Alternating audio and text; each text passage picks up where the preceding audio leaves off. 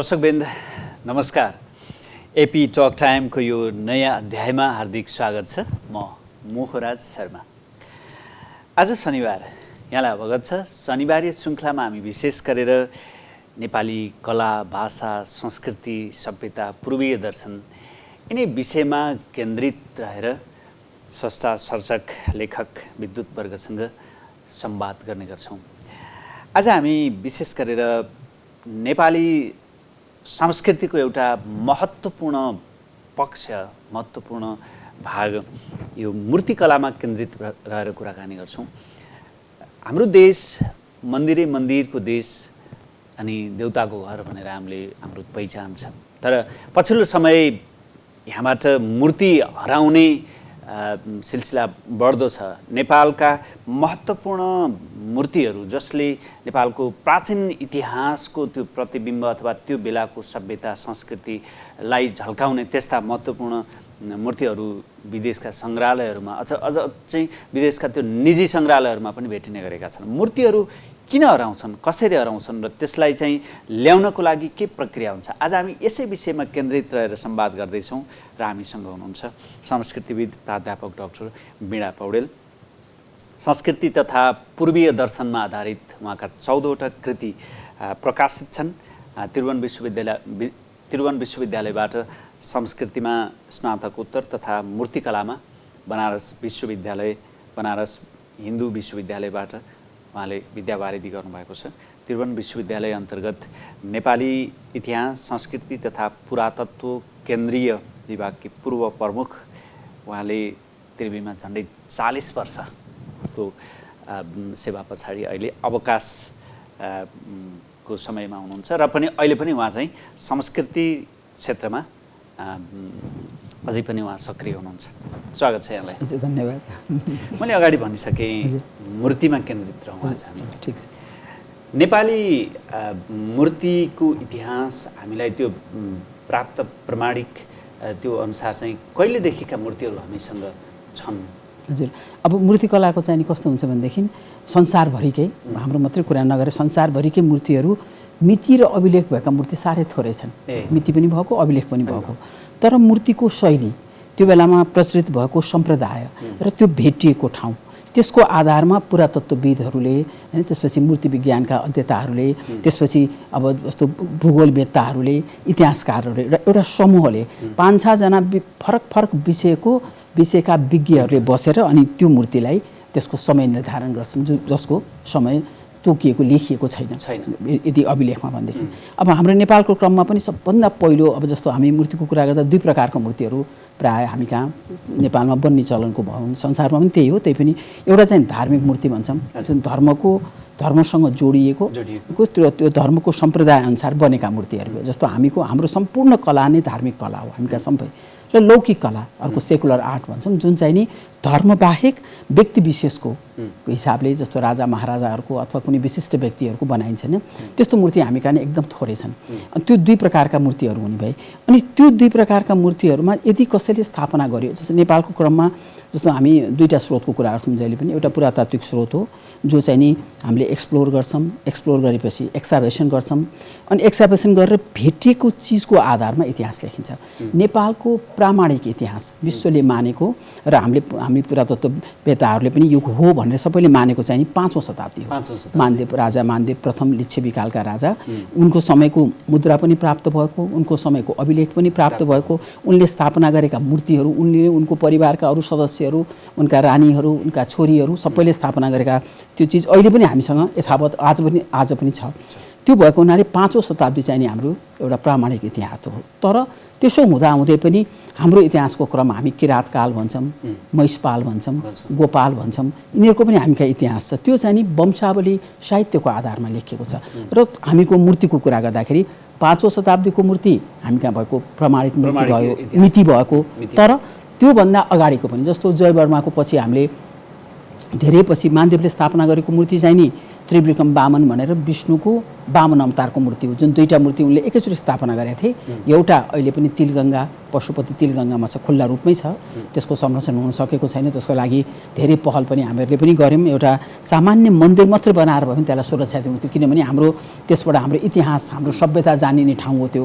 त्यस्तो भनेको कमै भेटिन्छ त्यो तर अहिले पनि विडम्बना त्यो ठाउँबाट धेरै पहल गर्दा पनि त्यो तिलगङ्गामा त्यो मूर्ति एकदम भनौँ न यस्तो अवस्थामा छ, एकदमै नराम्रो अवस्थामा छ। जहिले पनि बेला बेलामा त्यसमा विभिन्न समयमा आवाज उठाइराखेका पनि हुन्छ, प्रयत्न गरिराखेका पनि हुन्छन्, तर खोइ कहाँ के कुरो नमिलेर हो त अहिलेसम्म भएको छैन। सामान्य कुरा हो, सामान्य मन्दिर बनाएर राख्न गाह्रो कुरो होइन, तर त्यसलाई बरु पहल गरेर त्यो कस्तो स्वरूपमा थियो त लिच्छवी कालमा त्यो मूर्ति कोले कस्तो मन्दिर स्वरूपमा थियो, शिखर शैलीमा थियो कि तले शैलीमा थियो कि गुम्बज शैलीमा थियो कि भनेर अध्ययन गर्न समय लाग्ला, तर त्यसलाई संरक्षण गर्न त नि समय लाग्ने थिएन। तर दुर्भाग्यवश आजसम्म त्यो छैन। अब एउटा मूर्ति त्यहाँ भयो, त्यो अभिलेख भएको पहिलो मूर्ति। त्यसपछि दोस्रो त्यही बेहोराको मानदेवले मेरो आमाको पुण्यवृद्धिको लागि भनेर स्थापना गरेको मूर्ति लाजिमपाटमा थियो। लाजिमपाटबाट अहिले त्यो मूर्ति चाहिँ नि हाम्रो छाउनीको राष्ट्रिय सङ्ग्रहालयमा छ, संरक्षित अवस्थामा छ। त्यो दुईटा मूर्ति भए र पछि केही वर्ष अगाडि मात्रै हामीले मालीगाउँमा जयवर्माको मूर्ति भेट्यो। त्यो चाहिँ नि राजाको, हामी कहाँ राजा महाराजाको अथवा मानिसको मूर्ति बनाउने क्रम चाहिँ लिच्छवी कालमा भेटेको छैन। हामीले लिच्छवी राजा कुनै पनि अरू राजाहरूको मूर्ति अहिलेसम्म भेटेका छैनौँ। अंशुवर्माको मानदेवको अरूको कुरा गर्दा पनि उनीहरूको वर्णन आउँछ, तर उनीहरूको मूर्ति हामीले भेटेका छैनौँ। उनीहरूको आकृति जस्तो बनाएर राखिएको भनेर गरुडका मूर्तिहरू हामी कहाँ के भनिन्छ भने हामी कहाँ बनेका गरुडका मूर्तिहरूमा मानवको अनुहार हुन्छ, हात खुट्टा मानवको जस्तो, खालि पखेटा मात्रै गरुडका हुन्छन्। एक थरी गरुडकै स्वरूप पन्छीकै स्वरूपमा पनि छन्, तर त्यो अनुहार चाहिँ नि धेरैजनाले यो इतिहासविदले के भनेको छ भने जुन राजाको पालामा स्थापना गर्यो ऊ राजाले राजाको मूर्ति त पूजा गर्ने चलन थिएन, अनि त्यो गरुडको मूर्तिमा त्यो अनुहार चाहिँ नि राजाको राख्ने त्यो चलन चाहिँ नेपालमा थियो भनेर धेरै लेखेका छन्। त्यसकारण हामीले यो पहिलो मूर्तिको कुरा गऱ्यौँ भनेदेखि त्रिविक्रम वामन मूर्तिको अभिलेखसहितको धार्मिक मूर्तिमा, त्यसपछि जयवर्माको कुरा आयो र त्योभन्दा अगाडि पनि हामी कहाँ जस्तो गजलक्ष्मी भन्छौँ, हामी गजलक्ष्मीका केही मूर्तिहरू छन्, विरूपाक्षका मूर्तिहरू छन्। ती मूर्ति चाहिँ नि लिच्छवी त्यसको शैलीको हिसाबले लिच्छवी कालभन्दा अगाडिका मूर्तिहरू ती मानिएका छन्। मानदेवको कालका ती मूर्तिहरू त्यस पछाडिको क्रम कस्तो देखिन्छ? लिच्छवी कालमा त पुरै हाम्रो अहिले पनि स्वर्णयुग भन्ने चलन छ, त्यसलाई गोल्डन एरा मानिएको छ। पोलिटिकल हिस्ट्रीको हिसाबले पनि सोसल सबै त्यो बेलाको सबै आस्पेक्ट चाहिँ नि एकदम उज्जवल खालको सबैतिर उन्नत भएको अवस्था समाजको पनि। फेरि कस्तो रहेछ भने कलाकृति राम्रो बन्नको लागि समाजमा एकदम शान्त वातावरण चाहिने, युद्ध नभएको बेला चाहिने, आर्थिक हिसाबले सम्पन्न हुनुपर्ने त्यो रहेछ कारण। किनभने एउटा मूर्ति बनाउने एउटा कलाकारको लागि त्यहाँ पैसाको मात्रै कुरो होइन, होइन उसको मन पनि स्थिर हुनु पर्यो नि। जस्तो अहिले हामीले कोरोनाको बेलामा कुरा गर्छौँ नि, लेख्न त धेरै लेखकहरूले कोरोनाको बेलामा पुस्तकहरू कृतिहरू निकाल्नु भएको हुन्छ, तर मन चाहिँ कस्तो हुँदो रहेछ भने अस्थिर भएको अवस्था भइराखेको। त्यसकारण कुनै सृजना गर्नु भनेको त त्यो कलाकारले एउटा शान्त वातावरण पाउनु पर्यो नि। त्यसकारण त्यसमा पोलिटिकल कारण पनि ठुलो त्यसको रोल हुन्छ, अनि आर्थिक त हुने नै भयो होइन। अब उसले त्यो गरे बापत उसले केही आर्जन गर्नु पर्यो जसले उसको परिवार पालिन सकोस्, र जसले त्यो बनाउनु लाग्छ त्यसले त्यसको लागि एउटा मूर्ति बनाउनु भनेको के भने एउटा मूर्ति अहिले आज हामीले सयौँ मूर्तिहरू खुल्ला रूपमा देख्छौँ नि, कुनै मूर्ति पनि खुल्ला रूपमा राखिएका होइनन्। त्यो हरेक मूर्तिको पछाडि एउटा गुठी हुन्छ, त्यो हरेक मूर्ति मन्दिरमा स्थापना गरे, मन्दिरमा पनि प्राण प्रतिष्ठा गरेर स्थापना गरेका हुन् त्यो। त्यस कारण के भने एउटा मूर्ति जस्तो अहिले विभिन्न पुरस्कारहरू एउटा हामीले कुनै रकम निश्चित रकम कुनै ठाउँमा राखेर त्यसको ब्याजद्वारा सञ्चालन गरिएको हुन्छ नि, मूर्तिहरूको सबै त्यही हो। हरेक दिन एउटा बत्ती बाल्नु पऱ्यो, बिहान बत्ती बाल्नु पऱ्यो, होइन दुई फेर त पूजा गर्नै पऱ्यो, नभए 3 चोटि पूजा गर्ने विधान हुन्छ। अनि त्यसले लागि त्यो एउटा मूर्ति अहिले हामीले खुल्ला रूपमा देख्नु भनेको चाहिँ नि त्यसको पछाडि धेरै कम्ती पनि थोरैमा 1 रोपनी नभए 100 रोपनी जग्गा, पशुपति चाँगो नारायणका मन्दिरहरूको त हजार रोपनी जग्गाहरू छ। एउटा मूर्ति त्यसको पछाडि त्यो बेलाको सामाजिक सांस्कृतिक आर्थिक अथवा त्यो बेलाको समग्र सार चित्र हुन्छ हो, त्यसैले संरक्षण जरुरी छ। हो त्योसँग त्यो एउटा मूर्ति जस्तो मूर्तिको प्रसङ्गको कुरा गर्दा त्यो धर्म आस्थाको मात्रै कुरा होइन कि, धर्म आस्था एउटा ठाउँमा छ, त्यसको पृष्ठभूमि त्यही भएर त्यो बन्यो। धार्मिक आस्था नभए त्यो मूर्ति बन्दैन थियो, तर त्यसको पछाडि थुप्रै कारणहरू छन्, धेरै कारणहरूसँग जोडिएको हुन्छ त्यो होइन। त्यस कारण हाम्रो समाजलाई एउटा जस्तो हाम्रो धार्मिक सहिष्णुताको समाज भन्छौँ हामी कहाँ बौद्ध धर्मसँग सम्बन्धित मूर्ति पनि छन्, हिन्दू धर्मसँग सम्बन्धित मूर्ति बेग्ला बेग्लै पनि छन्, एउटै मूर्ति पनि छ। एउटा यस्तो अचम्म छ कि हामी कहाँ एउटै मूर्तिलाई पनि हिन्दूले पनि बौद्धले पनि यो चाहिँ नि यो मूर्ति चाहिँ नि हाम्रो धर्मसँग सम्बन्धित हो भनेर पूजा गरिराखेका छन्। त्यस्तो खालका मूर्ति त्यसमा त्यो समाजको त सम्पूर्ण झलक त्यो एउटा मूर्तिबाट हामीले पाउन सक्छौँ। सांस्कृतिक विविधता अनि सहिष्णुता त्यो सबैको एउटा सार बिम्ब। तर यति महत्त्वपूर्ण विषय यो संरक्षण तपाईँले अगाडि भन्नुभयो। जति पनि हामीले नागा मूर्तिहरू देख्छौँ भनेको खुला देख्छौँ त्यसलाई संरक्षण गर्नुपर्ने हो। अगाडि भन्नुभयो एउटा चाहिँ त्यो मूर्ति पुरानो मूर्ति संरक्षणको लागि सामान्य एउटा चाहिँ मन्दिर पनि बनाउनु छ। तर यो संरक्षणको विषय हाम्रोमा किन यति धेरै समस्याको विषय बनिरहेछ? अनि यो चाहिँ कस्तो रहेछ भने मानिस समाजमा चाहिँ कस्तो रहेछ भने तुरुन्त एउटा नीति निर्माणको पक्ष हुँदो रहेछ। नीति निर्माणले कस्तो पक्ष निर्धारण गर्छ, अर्को चाहिँ चेतना रहेछ। समुदाय सबभन्दा प्रबल चाहिँ मैले चाहिँ के देखेँ भने मेरो यत्रो वर्षसम्मको अध्ययन अनुसन्धान मैले जस्तो फिल्डमा गएर विभिन्न विद्यार्थीहरूलाई हरेक वर्ष लगेर सबै अध्ययन गर्दा सबभन्दा ठुलो कुरो भनेको चाहिँ जस्तो अपनत्व भन्छ नि, ओनरसिप। त्यो जुन चिज जहाँ छ जेसुको होस्, त्यो एउटा ढुङ्गेधारा हुनसक्छ, एउटा इनार हुनसक्छ, एउटा पाटी पौवा हुनसक्छ, अनि एउटा सानो खम्मा मात्रै पनि हुनसक्छ। त्यो जेसुकै भए पनि त्यसमा मेरो अपनत्व, यो मेरो हो, यो पाटी मेरो हो, यो मन्दिर मेरो हो, यो मूर्ति मेरो हो। त्यसमा त्यो धार्मिक पक्ष मात्रै होइन, जस्तो त्यो समुदायमा बस्ने मान्छे त्यो धर्म बाहेक अरू धर्मसँग सम्बन्धित पनि हुनसक्छ। त्यो मूर्ति हिन्दू धर्मसँग सम्बन्धित, बौद्ध धर्मसँग सम्बन्धित हुनसक्छ, तर त्यो समुदायमा बस्ने मानिसहरू अरू धर्मसँग, तर उनीहरूलाई के भने यो चिज भनेको धर्मको मात्रै कुरा भएन। यसमा यो मेरो धर्म सँगसँगै योसँग जोडिएको जुन मेरो कला हो, मेरो अपनत्व र मलाई विदेशमा अथवा मेरो एउटा पहिचान हो नि, यो चिज यसमा जोडिएको छ भन्ने कुरो, त्यसको चाहिँ नि हामी कहाँ कमी भनौँ न, चेतनाको कमी एउटा त्योहरू चाहिँ मलाई लागिरहेको छ। आम नागरिकमा पनि त्यो रह्यो भने त्यसलाई संरक्षणको लागि जुन निकाय हुन्छन्, जिम्मेवार प्राप्त निकायहरू, सरकारको तर्फबाट पनि त्यो प्रभावकारी पहल कदमी एकदम नभएको। फेरि कस्तो भने कुनै चिज जस्तो अहिले यो विभिन्न प्रसङ्ग मूर्तिको क्रमको कुरा गर्ने बित्तिकै मूर्ति र त्यो पलायन हुने, चोरी हुने, त्यसलाई नाश हुने विभिन्न क्रमहरू त जारी भइराखेका छन्। त्यो कुरा सँगसँगै आउँछ। त्यो किन हुन्छ त? त्यो किन त्यस्तो भइराखेको छ भन्दा पहिलो प्रश्न नै त्यो कुरा आउँदा त्यहाँ के देखिन्छ भनेदेखि उदासीनता। त्यो भइकन पनि मानिसले त्यसको लागि आवाज उठाउन सकेको छैन, त्यसको लागि एकदम सक्रिय रूपले। अब एउटा त भयो, जस्तो हामी कहाँ भन्छौँ नि, एउटा चिज कतिचोटि भनिन्छ भने त्यो घरको उमेर पुगिसकेको मान्छे बितेर त भएन, काल नपल्कोस् भन्छन्। एउटा चिज भइसकेपछि पनि अब त्यसलाई रोक्न सकिन्छ नि त, कसरी रोक्न सकिन्छ भने त्यो संरक्षणको पहल चाहिँ नि हामी कहाँ एकदमै कम छ। असाध्यै लाज लाग्छ भन्न पनि अप्ठ्यारो लाग्छ। यत्रो वर्ष भइसक्यो, आज हिजो चोरी भएको होइन नि, यो क्रम हामी कहाँ 50 वर्षदेखि लगालग भइराखेको छ होइन, निरन्तर रूपमा चाहिँ नि यो चोरीको क्रम भइराखेको छ। तर त्यसो हुँदा पनि त्यो चोरीलाई कम गर्नको लागि समुदायका युवावर्गहरूलाई हामीले कसरी चेतना दिने, सुरक्षाको बाटो कसरी अपनाउने, अन्ततः हामीले सुरक्षा दिइराखेका छौँ त। तर त्यो ठाउँलाई चाहिँ किन भएन त भन्ने क्रम चाहिँ नि हामीले किन हुन सकेन भने यसको लागि हामीले आवाज पनि समुदायबाट पनि आवाज उठेन, त्यो निकायले पनि त्यो अनुसारको दर काम गर्यो। यो मूर्ति चोरी चाहिँ जस्तै हाम्रो सम्पदा, हाम्रा सांस्कृतिक वैभव, हाम्रो इतिहासका विरासत, यस्ता महत्त्वपूर्ण विषय विदेशमा उनीहरूलाई किन चाहिन्छ, अथवा किन चाहिँ त्यो हाम्रा मूर्तिहरू चोरी किन हुन्छ?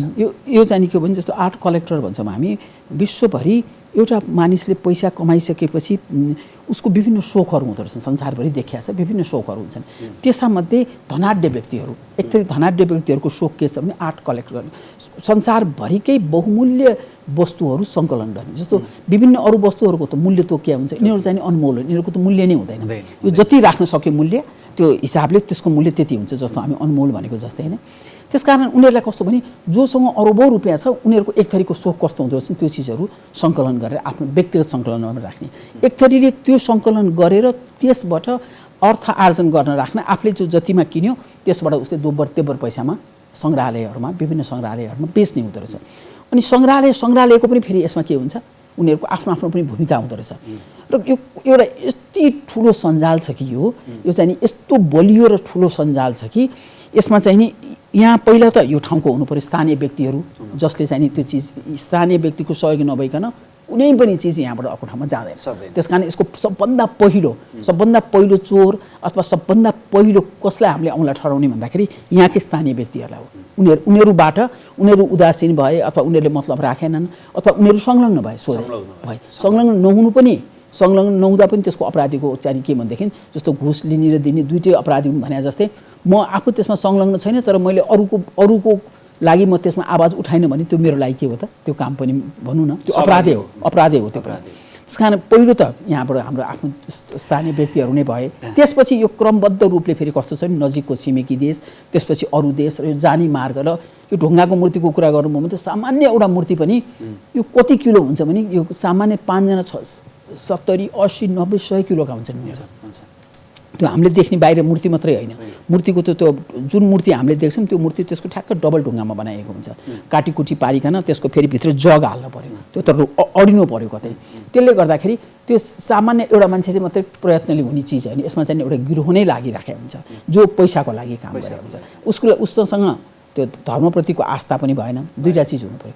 उसलाई त केवल चाहिँ मैले यसबाट के चाहिँ यो लाभ लिन्छु अथवा आर्थिक लाभको लागि मात्रै कुरा भयो। आर्थिक यहाँ पहिलो फेज चाहिँ आर्थिक लाभ मात्रै हो। त्यसपछि पछि हुँदै गइसकेपछि ती पाउने मान्छेहरूको चाहिँ आर्थिक सँगसँगै एक थरीको चाहिँ आर्थिक लाभ हुन्छ। अर्को चाहिँ आर्थिक लाभ होइन कि ऊ आफू समाजमा अरूभन्दा एउटा मानिसको एउटा रहर हुँदो रहेछ भिन्न देखाउने, म अरूभन्दा के कुरामा फरक छु त भनिसकेपछि त्यो अर्थ आर्जन थुप्रो अर्थ भइसकेपछि उसले त्यो चिजहरू जस्तो मानिसले गहना लगाएको जस्तै उसले चिजहरू चाहिँ आर्ट अब्जेक्टहरू चाहिँ नि डिस्प्ले गरेर त्यसबाट जस्तो अक्सनमा राख्ने गर्ने त्यो विभिन्न अर्थ पनि त्यसमा जोडिएको छ। तर अर्थ सँगसँगै अरू चिज पनि यसमा प्रभाव छ। मैले कतै पढेको थिएँ जस्तै नेपालका ती प्राचीन मूर्तिहरू ग्रिसको, जापानको, बेलायतको, अमेरिकाको त्यहाँको राष्ट्रिय सङ्ग्रहालयमा ती भएका मूर्तिहरू चाहिँ नेपालमा भएका भन्दा पनि बढी बाहिर छन् भन्ने।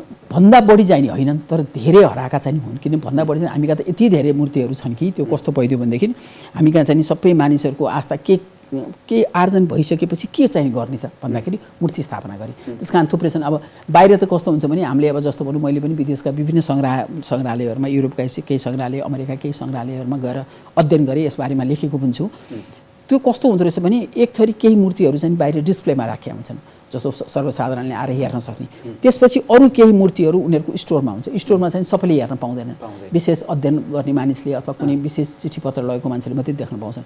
अनि उनीहरूले त्यो डिस्प्ले गरिराख्दाखेरि 3टा 4वटा मूर्तिहरू मात्रै राखेका हुन्छन्। हामीले हेर्दाखेरि सामान्य मानिसले हेर्न जाँदा चाहिँ 8वटा 10वटा मूर्तिहरू नेपालसँग सम्बन्धित डिस्प्ले गरिराखेका हुन्छन्, अरू मूर्तिहरू देखिँदैन। र यदि जस्तो हामीले क्लेम गर्न सक्यौँ जस्तो यो मूर्ति नेपालको हो भने मैले मेरो मालतालाई हराएँ भने पनि प्रमाणसहित मैले पेस गर्नु पऱ्यो। त्यो पेस गर्दा चाहिँ नि त्यो देखाएको अवस्थामा उनीहरूले त्यसपछि डिस्प्ले गर्दैन। त्यो उनीहरू के गर्छन् भने तुरुन्तै त्यसको त प्रक्रिया छ, फेरि क्लेम गर्ने बित्तिकै त पाउँदैनन्, त्यो उनीहरूले तुरुन्तै त्यसलाई के गर्दछ भने स्टोरमा राख्दो रहेछ। अनि त्यसपछि यहाँबाट यहाँको सरकारले, यहाँको पुरातत्व विभागले त्यसपछि जुन देश हो त्यो देशको मार्फतबाट राजदूतको मार्फतबाट सबैले गरिसकेपछि यो प्रोसेस गरिसकेपछि धेरै लामो प्रोसेस, त्यति सजिलोसँग आइपुग्दैन हो। तर अहिले चाहिँ कस्तो छ, 1-2 जना विदेशीहरूले नै, हामीले मात्रै भावे त्यो सम्भव थिएन, 2-3 जना विदेशीहरूले एउटा यस्तै राम्रो काम गरिदिएछन् कि उनीहरूले आफ्नो देशको विभिन्न सङ्ग्रहालयमा डिस्प्ले गरेको चिजहरू नेपालको हो भने थाहा पाउने बित्तिकै उसले त्यसको लागि आवाज उठाइदिन्छन्। यो चाहिँ के हो त, यो फलानु देशको मूर्ति हो, यो तिमीहरूले यहाँ डिस्प्ले गर्न पाउँदैनौ भनेर उनीहरूले अदालतमा जाने हो कि त्यो गर्दा चाहिँ आवाज के हुँदो रहेछ भने छिटो सुनिँदो रहेछ त्यही समुदायबाट आउँदा चाहिँ। त्यसले गर्दा अहिले धेरै फर्केका पनि छन्, त्यही अब जस्तो भनौँ 100औंको सङ्ख्यामा गएका छन्, 10औंको सङ्ख्यामा। त्यसैको एउटा उदाहरण हो तपाईँले भन्नुभयो जस्तो विदेशमा रहेका ती कलासँग खास योसँग सम्बन्धित विज्ञहरूले, जस्तै अमेरिकाका एकजना यो आर्ट क्राइमका प्राध्यापक एरिन एल थोम्सन र स्विडेनमा त्यो पुरातात्विक कला सम्पदामा काम गर्ने जोए लिन डेभिस, उनी 2 जनाको पहलमा 38 वर्ष पहिले नेपालको चाहिँ यो पाटनको पटको टोलबाट हराएको राधा लक्ष्मीनारायणको मन्दिर नेपालमा ल्याएर आजै मात्रै त्यसलाई प्रतिस्थापन त्यो चाहिँ त्यो उसको विष्णुको अर्धनारेश्वर मूर्ति हो, विष्णु कमलाजा भन्छौँ हामी। त्यो मूर्ति चाहिँ नि झन्डै 40 वर्ष अगाडि भनौँ मैले पढ्दाखेरि त्यो मूर्ति जुन ठाउँ हो त्यही ठाउँमै गएर पढे हो, त्यही ठाउँमै गएर हेरे हो। एउटा अर्धनारेश्वरको सम्पूर्ण हिन्दू दर्शनको एउटा निचोड के हो त प्रकृति पुरुष भनेको निचोड, दर्शनको पनि निचोड भएको र कलाको दृष्टिको एउटा एकदम उत्कृष्ट मूर्ति, साह्रै नै उच्च स्तरको उत्कृष्ट मूर्ति त्यो थियो। तर के भने हामीले यो मूर्ति स्थापना गर्ने बेलामा हाम्रा पूर्वजहरूलाई यो थिएन कि हाम्रो देउताहरू पनि कुनै बेला यसरी चोरी हुन्छन्, कसैले त्यसलाई स्थापना गरेको गर्भगृहबाट त्यो मूर्तिलाई उचालेर लग्छ भन्ने कुरो त कल्पनै थिएन त्यो बेलामा, होइन। अब अहिले हामीले भइसकेपछि त हामी त्यो हिसाबमा हामीले सोच्न सकेका छैनौँ, त्यस्तो सुरक्षा भ्याउन सकेका छैनौँ भने त्यो बेलामा त्यो हिसाबको सोचै थिएन। त्यस कारण कति मूर्तिहरू हाम्रो कसरी राखेका हुन्छन् भने जस्तो मन्दिर स्थापना गऱ्यो, मन्दिरको गर्भगृहमा भनौँ, त्यसलाई चाहिँ हामीले एकदमै धेरै ठुलो सुरक्षा दिएको। हामीका फेरि के छ भने जस्तो प्राण प्रतिष्ठाको कुरा गर्यो, त्यो मूर्तिमा मात्रै होइन, मूर्तिको बाहिर जुन मन्दिर छ, मन्दिरमा राखिएका देवताका विभिन्न जुन वाहनहरू संरक्षणका जनावरहरू हुन्छन् तिनीहरूमा पनि प्राण प्रतिष्ठा गरिएको हुन्छ। हाम्रो के विश्वास छ भने तिनीहरू हात्ती स्थापना गरेको छन्, प्राण प्रतिष्ठा गरेपछि राति 12 बजेपछि ती साँच्चीकै हात्ती हुन्छन्, तिनीहरूले त्यसलाई मन्दिरलाई सुरक्षा दिन्छन्। त्यो हाम्रो एउटा भाव छ नि, त्यो भावको त्यस्तो ठुलो दर्शनको भएको हाम्रो राष्ट्र हो होइन। त्यस्तो चिजलाई अहिले आएर के भइदियो त, अब एउटा यसमा भनौँ, यसमा चाहिँ यो धर्म बाहेक अरू धर्महरूको पनि यसमा ठुलो हात हुन्छ। तर यही धर्ममा लाग्ने मान्छे, हिन्दू धर्ममै अथवा बौद्ध धर्ममै आस्था भएका मान्छेहरू पनि त्यस्ता मान्छेहरू पनि छन् जसले अर्थको लागि यस्ता विभिन्न चिजहरू गरिराखेका छन्। कति मूर्ति जति चोरिएका होला? अब अहिले हामीले ठ्याक्क जस्तो पनि कति ठाउँमा चाहिँ के हुन्छ भने हामीलाई हाम्रो अर्को एउटा दुर्भाग्य है, अब यही प्रसङ्गमा भन्नुपर्ने, हामी कहाँ कस्तो भइदियो भने विभिन्न मन्दिरहरूमा पछि त्यो चलन पहिला थिएन, फोटो खिच्न। अब पहिला त सुरुमा त यो हामीसँग यन्त्र पनि थिएन, तर जब हामीले यो फोटो खिच्ने यन्त्रहरूको आविष्कार भइसकेपछि हामी कहाँ त्यो उपलब्ध भयो, हामी कहाँ के गर्यो भने धेरै मन्दिरहरूमा फोटो खिच्न पाइँदैन भनेर राख्यौँ। अनि हामीसँग त त्यो ठाउँमा कति छन् भन्ने कुरै थाहा भएन, किनभने त्यो परिवारले हामी कहाँ एउटा मन्दिरको कम्प्लेक्समा भनेको एउटा मन्दिर मात्रै होइन, एउटा मूर्ति मात्रै होइन, त्यो त एउटा क्षेत्र भयो होइन। जस्तो पशुपति क्षेत्र हामीले भन्यौँ, अथवा त्यो मन्दिरभित्रको कम्प्लेक्सभित्र त पशुपतिको शिवलिङ्ग मुख्य भयो, त्यसका वरिपरि पाञ्चानी विधिले पूजा गर्ने भएको हुनाले देवीको, गणेशको, सूर्यको अरू मूर्ति हुने भए, त्यो बाहेक त्यो भित्र त थुप्रै सयौँ सङ्ख्यामा मूर्ति हुन्छन्। त्यसले गर्दा एउटा मन्दिर कम्प्लेक्सभित्र कति मूर्ति छन् भन्ने कुरो त सर्वसाधारण अरूलाई थाहा नै हुँदैन। फेरि कतिचोटि हाम्रो के छ, त्यो मात्रै होइन, त्योभन्दा पनि अझ महत्त्वपूर्ण कुरो सार्वजनिक मन्दिर र आगमछेको कुरो त बेग्लै भयो, देउछे आगमछेहरू। अरू हामी कहाँ व्यक्तिगत हिसाबले गोप्य पूजाहरू गर्ने, तान्त्रिक विधिले पूजा गर्नेहरू यति धेरै मन्दिर छन् जो पुजारी बाहेक अरूले प्रवेश पाउँदैन, त्यहाँ अहिले पनि पाउँदैन, कोही पनि जान पाउँदैन। उसलाई उसको परिवार, उसको सदस्य जसले दीक्षा लिएको छ ऊ मात्रै प्रवेश गर्छ। त्यहाँभित्र कति मूर्ति छन् त, त्यो उसले पूजा गर्ने मूर्ति कतिवटा छन्, कतिवटा सङ्ख्यामा छन्, त्यो पनि कोठा हुन्छन्। त्यो कुरोको लगत र त्यो अहिले सबभन्दा अहिले हाम्रो संरक्षण गर्नुपर्ने अवस्था के छ भनेदेखि हामीले यो सार्वजनिक मन्दिरहरू बाहेक व्यक्तिगत आफ्ना मन्दिरहरू अथवा गोप्य स्तरीय तान्त्रिक हिसाबले पूजा गर्ने मन्दिरहरूमा त हजारौँ सङ्ख्यामा कति छन्। त्यसकारण ती मूर्ति चोरी भइसके अथवा ती छन्, किनभने व्यक्तिगत हिसाबमा हुने बित्तिकै त मान्छेले लोभ लालचमा लागेर हुन पुरातत्वको नियम अनुसार त 100 वर्षभन्दा कुनै पनि पुरानो चिज पनि के हो त, त्यो मेरो घरको चिज पनि मैले बाहिर बेच्न पुरातात्विक महत्त्वको राष्ट्रको सम्पदा हो, नियमले कानुनले त्यो कुरा हो। तर त्यसो हुँदाहुँदै पनि त्यो त भइराखेको छैन। मान्छेले व्यक्तिगत कुरा आफ्नो चिजहरू त बेचबिखन गरिरहेका छन्, उपहारको रूपमा दिइराखेका छन्, हाम्रो सरकारले पनि दिइराखेको छ। अहिले मात्रै होइन कि भनेको कति मूर्ति चोरी भएको छन् अथवा कसरी गइरहेछ भन्ने सरकारसँग पनि यकिन डाटा छैन, त्यो के पनि छैन। यसरी जस्तै हामी यो विदेशका राष्ट्रिय सङ्ग्रहालयहरूमा जस्तै ग्रिसमा, जापानमा, बेलायतमा, अमेरिकामा त्यहाँ राखिएका नेपाली मूर्तिहरू यसरी नै चोरिएरै गएका हुन्। अधिकांश चोरिएकै हुन्, चोरिएको। तर हामीले चोर भन्दा के भन्छ भने यहाँको लागि मात्रै चोर भन्छौँ, ती सबै चोर हुन्, ती कलेक्टर पनि चोर हुन्। जसले हामी कहाँ के भनिन्छ भने जस्तो सामान्य अहिले कुरा गऱ्यौँ भने मैले कुनै सामान किनेँ, चोरी भएको सामान किनेँ भनेदेखि मैले कुनै चोरी भएको सुनको गहना केही किनेँ भने मलाई त्यो पक्रिसकेपछि मलाई यो थाहा थिएन भन्न पाउँदैन मैले, किनभने त्यो जुन चोर्ने व्यक्ति हो नि, मैले त्यसको बिल नहेरिकन किनेँ भने म पनि चोर हुँ। त्यस्तै यी मूर्तिहरू पनि उनीहरूले मलाई थाहा थिएन यो कुन देशको हो, मलाई यस्तो हो भन्न पाउँदैन नियमले हैन। खुलेआम अक्सन गरिराखेका हुन्छन्। जस्तो अहिले यो जुन हामीले मूर्तिको कुरा गऱ्यौँ, विष्णु कमलाजको मूर्ति, यो यिनीहरूको यो अक्सनको आइसकेपछि थाहा पाउँदाखेरि यिनीहरू $30,000 देखि $40,000 $50,000 मूल्य राखेका हुन्छ। तर कतिमा ती मूर्तिको हेरी फरक हुन्छ। यो मूर्तिको मोल त्यति राखेको थियो पहिला, अब त्यो पनि त्यहाँ कतिमा अक्सनमा थियो, त्यो त झन् बढ्दै जाने कुरो भयो अक्सनमा त। अनि कतिमा बिक्री भयो भन्ने कुरो, कति कुरो गोप्य राखिन्छ, फेरि त्यो कुरो थाहा हुँदैन। अक्सनको मूल्य चाहिँ नि सुरुमा थाहा हुन्छ, त्यो किन बोलबलाप गर्ने, पछि लास्टमा कति ठाउँमा चाहिँ कतिमा बिक्री भयो त भन्ने कुरो पनि थाहा हुँदैन। त्यो त्यस्तो हिसाबले गइराखेको हुन्छ। यो चाहिँ के कारण सङ्ख्या भन्न पनि गाह्रो छ, हामीसँग अन्दाजले भन्न त सकिन्छ, तर कुनै पनि कुराको अब हामीले तथ्याङ्क नराखेपछि त बोल्नलाई अलिक अप्ठ्यारो हुने भयो। अन्दाजमा कति जति भनेर अब अहिले अन्दाजमा हामीले म्युजियम हेरेर भनौँ न, अब सामान्यतया धेरै जस्तो भनौँ युरोपका केही म्युजियमहरू, त्यसपछि अमेरिकाका केही म्युजियमहरू होइन, त्यसपछि आएर यतापट्टि अन्य केही देशहरूको, भारतका अथवा अरू केही देशको म्युजियममा हेर्दा सामान्यतया हामीले एकचोटि हेर्दाखेरि एउटा नेपाल कलेक्सनको ठाउँहरूमा हामीले 20 देखि 30 सम्मका मूर्ति देख्यौँ भने त्यो हिसाबले मेरो अन्दाजमा चाहिँ नि 1000 मूर्तिहरू भनौँ न, मेरो अन्दाजमा मैले आफूले घुमेको ठाउँ पनि मलाई हेर्दा लागेको मूर्तिहरू, त्यसपछि चित्रहरू भए, अरू आर्ट अब्जेक्टहरू भए, मूर्ति बाहेक अरू पनि चोरी भएका छन् नि, तोरणहरू भए, टुँडालहरू भए, त्यस्तो थुप्रै चिजहरू छन्। त्यो केही उपहारको रूपमा गएका पनि छन् हैन। अनि अब कुनै चाहिँ नि चोरी भएका छ, कुनै लुटिएका पनि छन्। मान्छे के काम गरिरहेको बेलामा जबरजस्ती मान्छेले आएर लुटेर लगाए पनि छ। सबै चिजहरू छन् कि तहको हिसाबले। यो काठमाडौँ यो उपत्यकाभित्र त यति धेरै मन्दिर, यति धेरै मूर्ति, यति धेरै त्यो हाम्रो त्यो सम्पदाले समृद्ध ठाउँ छ। यहाँबाट सँगै चाहिँ देशका एकदमै दूरदराज कर्णाली अथवा जुम्ला त्यहाँ रहेका मन्दिरबाट पनि मूर्ति छ। अनि अब पहिला त कस्तो पनि लेख्नु बोल्न, हामी कहिले विद्यार्थीलाई लिएर गएको बेलामा ठट्टाकै हिसाबले भन्छौँ, तपाईँहरूलाई हामी यो मूर्तिको डेटिङ भन्दैनौँ, बताउँदैनौँ। तपाईँले अब सबै पढिसक्नु भएको छ, यो हेर्नुहोस्, आफै स्टडी गर्नुहोस्। आज यो मूर्तिको बारेमा हामीले भन्यौँ भने यो मूर्ति भोलि हराउन सक्छ। यस्तो छ, यस्तो परिस्थिति।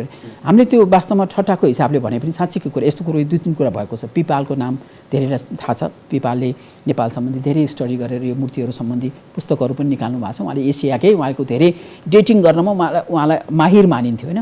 त्यसपछि उहाँले पशुपतिको वनकालीमा एउटा शिवलिङ्गलाई त्यो हेर्ने क्रममा सबै मानिसहरूको क्रममा कुरा गर्दा यो चाहिँ नि 4th सेन्चुरीको हो भनेर उहाँले कुरा भन्नुभयो। उहाँले त्यो बोलेको दिनपछि भोलिपल्ट त्यो मूर्ति हरायो। तर वास्तवमा त्यो मूर्ति के थियो भनेदेखि त्यो मूर्ति नयाँ मूर्ति थियो। डेटिङ गर्दा कहिले कहिले एकदम गाह्रो हुन्छ ब्लन्डर। त्यो चाहिँ कस्तो भने हाम्रो जोगीहरू बितिसकेपछि समाधि बनाउने, त्यो समाधि बनाएपछि माथिपट्टि शिवलिङ्ग बनाउने, अनि अब जस्तो हामी मुखलिङ्ग भन्छौँ, मुखहरू बनाउने चलन छ, त्यस्तो बनाइएको रहेछ। अनि पछि उहाँले त्यो उहाँको किताबमा नि राख्नु भएको थियो पछि। तर दुर्भाग्यवश के भनेदेखि मतलब त्यो चाहिँ नि नयाँ मूर्ति पर्यो, हराएर केही भएन। तर अलिकति कुनै कुरामा बोल्ने बित्तिकै बोल्न पनि डर हुने हुन्छ। अनि अब कतै लगेर कुनै बारे त्यो मूर्ति कति पुरानो हो, त्यसको महत्त्व के छ भने सबैलाई थाहा हुँदैन, त्यो विज्ञलाई मात्रै थाहा हुन्छ। र उनीहरूले त्यसको बारेमा बताउने बित्तिकै त्यसको चाहिँ सुरक्षा के हुन्छ त अब अझ त्यो कुरालाई चाहिँ बढी सुरक्षा दिनुपर्ने हुन्छ। त्यो पनि एउटा मूर्ति चोरी हुनुमा चाहिँ तपाईँले भन्नुभयो सामान्य मान्छेले त्यसको महिमा, त्यसको त्यो गहिराई गर्दा त्यसको त्यो थाहा पाउँदैन। अनि एउटा रिप्लिका बनाइन्छ नि, दुईटा मूर्ति सँगसँगै राख्यो भने 90% मान्छेले त्यो दुईटै छुट्याउन सक्दैन। यो ओरिजिनल मूर्ति र यो रिप्लिका कुन हो भने त्यो नै छुट्याउन सक्दैन। भनेपछि विज्ञको पनि सहभागिता बिना नै सम्भव देखिएन। त्यो पनि हुन्छ, त्यस्ता पनि छन्। अब कति भनौँ खराब मान्छे जहाँ पनि स्थानीय आफै। अर्को चाहिँ त्यो मन्दिर परिसरभित्र, मन्दिरभित्रको असाध्यै नजिक आउजाउ अथवा त्यो तपाईँले अगाडि भन्नुभयो पुजारी बाहेक अरू कसैलाई चाहिँ त्यहाँ अनुमति हुँदैन, कति मन्दिरभित्रको मान्छे। अनि त्यस पछाडि अब त्यो त्यति ठुला मन्दिर, त्यति घरुङ्गो मन्दिर, त्यो मूर्तिहरू लैजान अब त्यो सुरक्षा घेरा पार गर्नुपर्ने होला, कुटनीतिक निकाय भनेपछि यो सबै यो च्यानल नेटवर्क चाहिँ बडो गजबसँग एकदम ठुलो। जस्तो यो लागु पदार्थहरूको भनिराखे हुन्छ नि, यो एकदमै ठुलो गिरोह हुन्छ। र उनीहरूले कस्तो पनि यो यसमा लागि बोल्न, जस्तो यो मान्छेले किन बोलेको त्यसै नबोलेको छैन। जहिले पनि हाम्रो देशमा पनि यो जुन बेला मूर्ति चोरी भयो त्यो स्थानीय व्यक्तिहरू किन बोल्न डरायो भने त्यो बेलामा के भन्यो भने त्यो जसले मूर्ति चोर्यो त्यो व्यक्तिहरू त्यो बेलाका सत्ताका सबभन्दा शक्तिशाली व्यक्ति थिए, जसले भोलि जे पनि गर्न सक्छ। त्यो व्यक्तिलाई मार्दैन पनि सक्छ, अरू लान्छना पनि लगाइदिन्छ। त्यसकारण मान्छे के भनेदेखि किन बोल्न डरायो त? मान्छे त यस्तो डरपोक त होइन। आफ्नो सामान आफ्नो समुदायबाट यसरी चोरी भएको देख्दा लगेर समातेको छ। कति मूर्तिहरू हाकमहाकी त्यो चोर्दै समातेका छन् समुदायले। त्यो देखिएको छ, कुन गाडी आएर रोक्यो, त्यो कसको गाडी हो। किनभने यो यस्तो बेला थियो जुन बेला कि आजभन्दा केही वर्ष अगाडि त्यो गाडीको रङबाट यो समुदायको हो, यो यसको गाडी हो भनेर पनि मान्छेले चिन्थे। जसको संरक्षणमा खास भूमिका हुन्छ तिनीहरूकै संलग्नतामा मूर्ति चोरी भइरहेछन्। चोरी त हजारौँ भए, फिर्ता कति भए? अब चोरी भएका मूर्तिहरूको बारेमा खास चर्चा हुँदैन। फिर्ता हुँदाखेरि एउटा मूर्ति फिर्ता भयो भने असाध्यै ठुलो हङ्गामा हुन्छ। त्यो किन भनेदेखि त्यो हुन्छ भन्ने आश थिएन नि त मान्छेलाई। नियम त छ, जस्तो नियम कस्तो छ भनेदेखि अन्तर्राष्ट्रिय नियम अनुसारै पनि त्यो मालतालमा कसैले क्लेम गर्ने बित्तिकै उसले फिर्ता पाउँछ। र फिर्ता पाएर पनि त्यो जुन समुदाय हो त्यो समुदायले चाह्यो भने त्यही ठाउँमा लग्न पाउँछ। जस्तो आजको हामीले जुन लक्ष्मीनारायणको कुरा गरिराखेका छौँ, विष्णु कमल आजको त्यो मूर्ति अहिले पाटन सङ्ग्रहालयमा थियो। तर के भने यदि समुदायले म यसलाई सुरक्षा दिन सक्छु भने पनि त्यो मूर्ति जहाँको हो ती लग्ने। तर कति ठाउँमा हाम्रो छैन। हाम्रो मूर्ति सङ्ग्रहालयबाट आएर सङ्ग्रहालयमै बस्छ, किनभने समुदायले आँटै गर्दैन। ओहो भोलि एकफेर त हरायो, एकचोटि त हरायो, फेरि दोस्रोचोटि पनि हरायो भने त बर्बाद भयो। अब भनिसकेपछि बरु जहाँ छन् कमसेकम सुरक्षित बसिदिउँ भनेर उनीहरूले क्लेम नगरेर त्यो सङ्ग्रहालयमै बस्ने हुन्छ। त्यस्तो पनि भइराखेको छ। हामी कहाँ। अब किनभने यो आउँदैन होला भन्ने जस्तो हामी हराएको माल हाम्रो 5 रुपियाँ हराए पनि हामीलाई पाउने आश हुँदैन नि, तर पाउँदा हामी खुसी हुन्छौँ। कमाउँदा त हामीले सयौँ कमाएको छौँ नि, तर त्यो 5 रुपियाँको हराएको 5 रुपियाँ पाउँदाखेरिको जुन खुसी हुन्छ नि त्यो अर्कै हो, त्यसको जुन भावनात्मक सम्बन्ध हुन्छ त्योसँग। त्यस्तै गरिकन मूर्तिहरूको पनि त्यो आउने आश नभएको हुनाले पहिला कुरो त आयो र आफ्नो यस्तो आस्थाको केन्द्र आफूले पूजा गरिराखेको मूर्ति भनेको त के भने मूर्ति मात्रै होइन, त्यो त एउटा हामी मूर्त र अमूर्त सम्पदाको कुरा गर्छौँ। योसँग त जात्रा पर्व कति कुरा जोडिएको हुन्छ। त्यो मूर्ति त हराउने बित्तिकै त सबै चिज त नासिए नि। त्यस कारण हाम्रो भावसँग होइन हाम्रो मनोविज्ञानसँग धेरै कुरासँग जोडिएको छ, यो हाम्रो संस्कारसँग। हामी अन्तमा छौँ। यही क्रम यसरी नै भइरह्यो भने त हाम्रा यस्ता सम्पदा हाम्रा यस्ता विरासतहरू त हामी रीति नै भयो नि।